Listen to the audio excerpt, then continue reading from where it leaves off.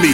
Plants, herbs, and roots are nature's technology. Pum, pum, pum, pum, pum. We are got the dumb one. Plants, herbs, and roots are nature's technology. Pum, pum, pum, pum, pum. We are got the dumb ones. Plants, herbs, and roots are nature's technology. Pum, pum, pum, pum, pum. We are got the dumb ones. Plants, herbs, and roots are nature's technology. Pum, pum, pum, pum, pum. We are got the dumb ones. We see how the drugs run. We see where they come from. Governments are selling it. Every day 1 ton. They declare a war on. We are in a subtropical canyon in the Sonoran Desert. The subtropical canyon is adjacent to oak savanna, so it's grasslands, rolling hills, oak woodlands, and then when you drop into the canyon, the habitat changes considerably. So subtropical because we're here in August. There isn't much moisture this year, but there's enough moisture to produce some plants. In fact, it's terribly dry here. I've never seen it so dry in this canyon. But the north-facing slopes preserve more of the moisture, and that's where we're at right now. There's a huge cliff above us that essentially keeps this spot in shade throughout the middle of the day. And we've got some really interesting plants I want to introduce you to here. I didn't brush up on the botany, so I might have to amend the video afterwards to be more specific, but we're going to look at some of the herbaceous perennials and woody perennial plants that are here close by. I'm not disclosing the specific location, but it is in Arizona and it's in the Sonoran Desert. It's mid-elevation. We're probably at about 4,000 feet, somewhere between 4,000 and 4,300. And again, on a north-facing slope in a canyon, so it's exceptional in its moisture and certainly going to be cooler in this section throughout most of the year. So it makes for an unusual selection of plants. So in the screen, on the screen right now, the long-leafed wispy plant that's center top is sotol. Sotol is Dazzlerion wheeleri. Sotol has several species that grow across the deserts into the Chihuahuan Desert. We're here in the Sonoran Desert. There are species of sotol, I believe, at higher elevations in Sonoran Desert further to the south and west, all the way over into Baja. But I'm most familiar with this species, and this is one of the species that is used to make a type of bacanora, but they call it, or tequila, but they call it sotol. And there's another one right there. So they like grassy plains, they like rocky canyon slopes, and it does flower multiple times in its life. In fact, if I pan over this direction, we have an old flowering stalk. If I can level out the frame a little bit. So right there in the center, this is an old male stalk. I can see it has the staminate flowers left over. And so as a male stalk, this is much lighter in density, and so it doesn't work as a friction fire tool. Whereas the female stalks are dense enough that they will combust at a certain temperature, whereas the male stalks, in my experience, will not. So you can use something of this size, cut it down into the wire spindle, and you can also split. You can split the stalk and flatten it out so you can make the fire board that which the spindle goes into. So 2 parts of the friction fire toolkit known as the hand drill can be made from sotol, but not from the male stalks, but from the female. And I don't see any of those close by, but they're going to have a thicker density and they'll have seeds on them, so that's how you can tell them apart. The other thing to mention about sotol is that the tips are always frayed. They're not pointy. That's how you can differentiate them from agave or yucca, and the leaves are ribbon-like, so they don't become fleshy even as you get back down towards the heart, which is the sugar-containing mass, but they're ribbon-like. And then they have thorns on either side, pointing in either direction, pointing back or pointing out. So that's sotol, sometimes referred to as desert spoon in some books because of the shape of the leaf. And also, what else do they call it? There's another name in the books, but everyone that I know refers to it as sotol. And Dazzlerion wheeleri. I will add those names to text on the video later. Now what's really cool in this spot is another perennial plant, but it's an herbaceous perennial, and that's growing right up into the sotol. You can see perhaps in the center, near the center of the sotol, some new, young, and one open inflorescence dangling there in white. I'm going to get a little closer.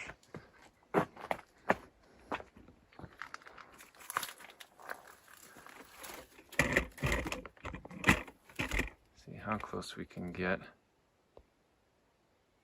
Focus up on it. Might have to detach for a moment.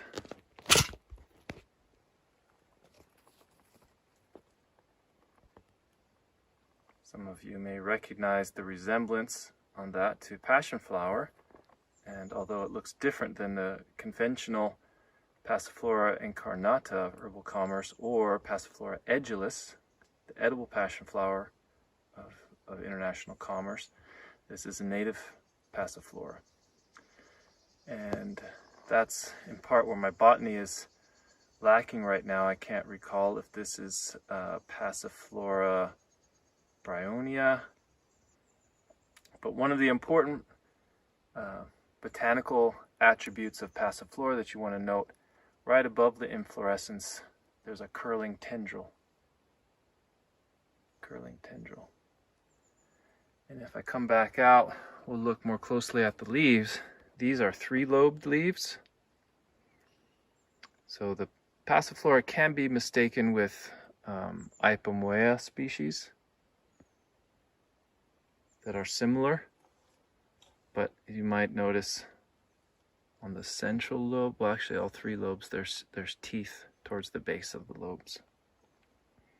So yeah, maybe that angle helps out. So the three lobes with teeth on the lobes, and then here you can also see the curling tendrils, the spiraling tendrils. And it's quite a thick mass of vegetation growing all over the sotol and the rocks below. There are nearly 500 species of passionflower. To my knowledge, all of them, let's say, I've not discovered a single species that is considered unsafe for use as a medicine,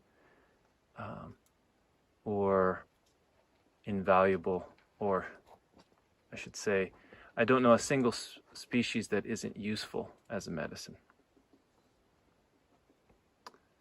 And so passionflower, very briefly, is used as a sedative, can calm the nervous system, also help support and strengthen the nervous system. I use it in part to help recover from unaddressed and suppressed trauma that is continuously engaging the nervous system at a low level chronically, to help relax and release and resolve that tension. There's a lot that's been written on that. Passionflower as a anxiety remedy, something that supports GABA, and deeply engages the nervous system to help induce a sense of calm. So it's a really important herb in that regard, related to oats and oat straw, but acts on the nervous system in a more subtle and sophisticated way, I believe. I'm just noticing now we also have a fruit, a young fruit. Let me see if I can. There it is, right about center of the screen, lower than the middle, and it's yellow. Actually, I'll just point to it. That's passionflower fruit. So passionflower fruits come in different shapes, sizes, and colors. They're all edible, but they may not have very much in the way of a sweet flesh on the inside. I haven't eaten these. In fact, this could be Passiflora fetida. That's to indicate that it would have a malodorous scent. But I'm not quite sure that's the case. I will clarify that. And it's definitely not Mexicana. Mexicana has 2 lobes and produces purple fruits. All right, moving on. There's a tremendous diversity of flora in this one spot. I'm going to get up on this native species from the mint family of Agastache wrightii.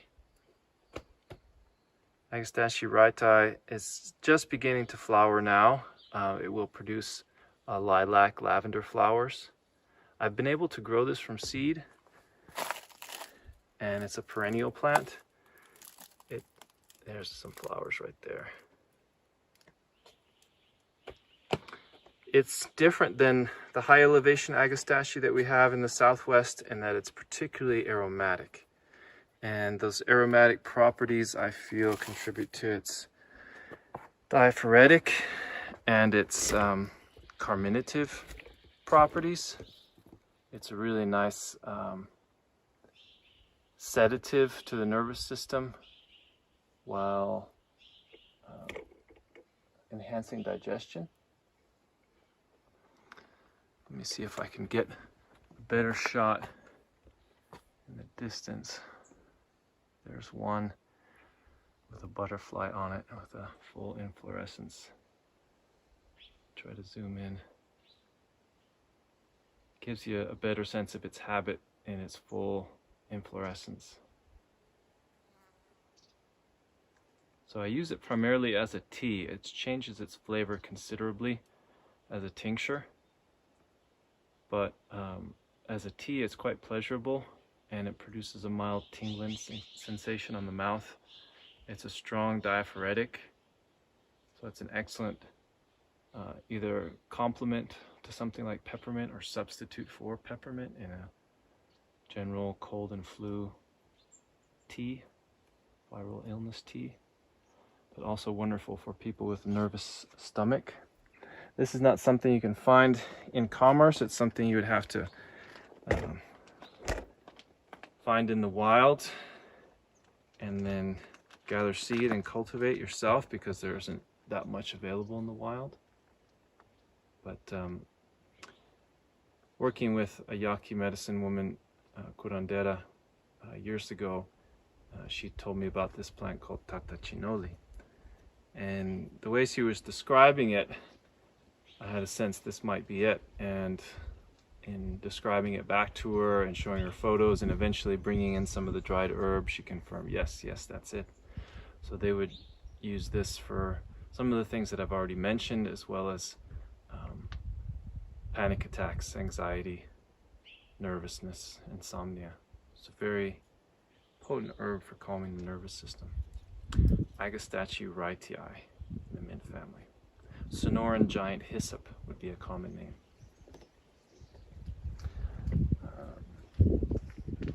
Not so easy to see, but there's a pretty cool plant here that's a summer perennial plant that's related to poke root.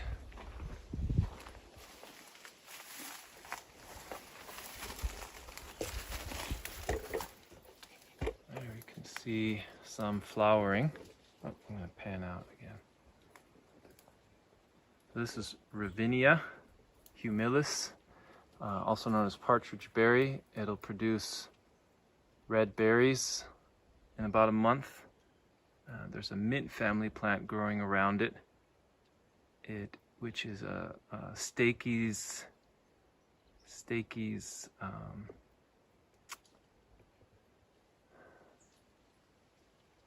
coccinea. Stakes coccinea.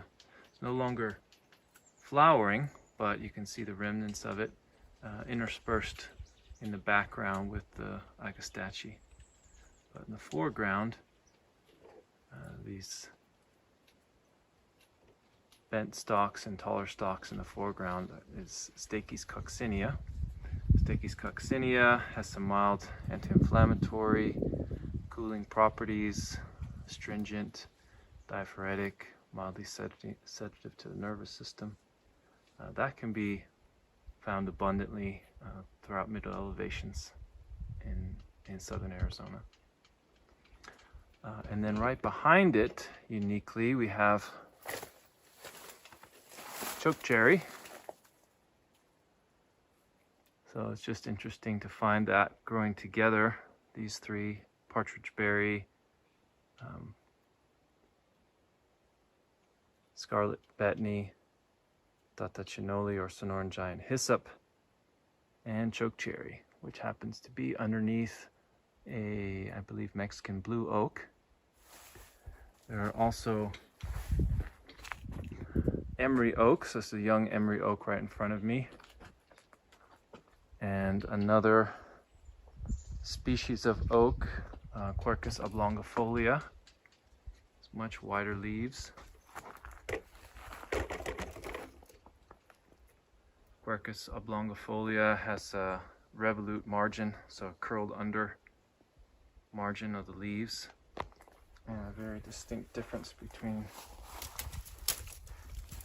the top of the leaf and the bottom. So like a rusty, hairy surface on the bottom of the leaves, and there's some growing right on top of some partridge berry.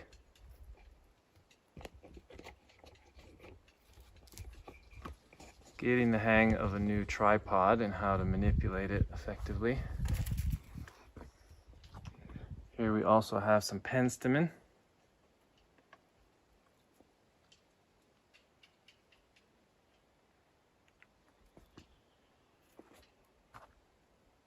More sotol. And then panning around the canyon a bit. Good deal of seep willow, ash,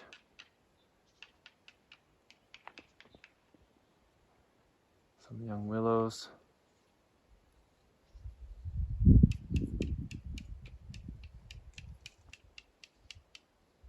Lots of oak in the distance. And then back to the shaded side.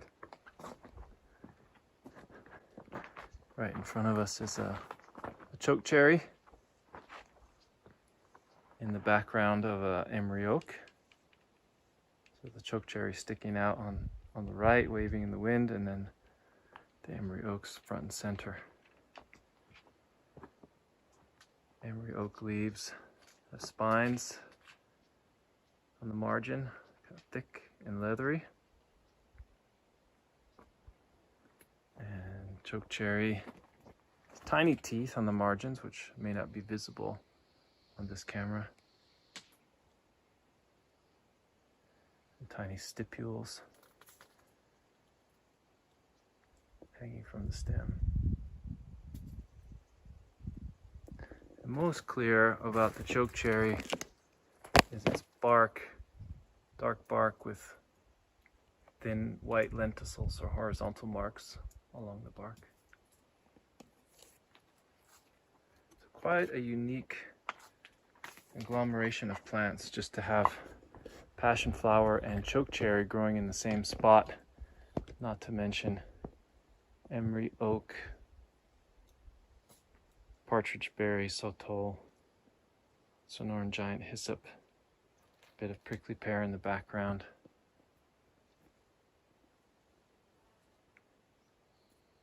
And lots of other interesting plants. There's a lot to look at in one spot here. Down below here in the shade, we have some gallium and flower.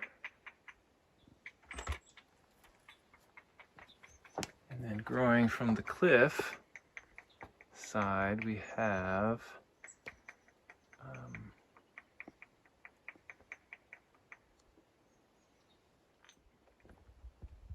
Okay, and we'll just close it out with the passionflower. Again, this is a southern Arizona Sonoran desert